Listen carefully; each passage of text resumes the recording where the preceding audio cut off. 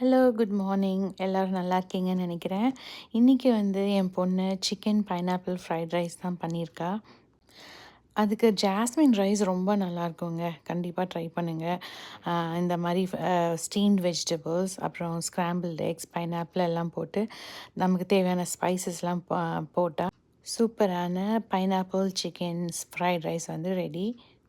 இந்த சிப்ஸ் என் தம்பி வால்மார்ட்லேருந்து வாங்கிட்டு வந்தான். ரொம்ப டிஃப்ரெண்ட்டாக இருந்தது. அது இல்லாமல் இன்றைக்கி எங்கள் வீட்டில் ஒரு கெஸ்ட், ரொம்ப க்யூட்டான ஒரு கேட் வந்திருந்தது.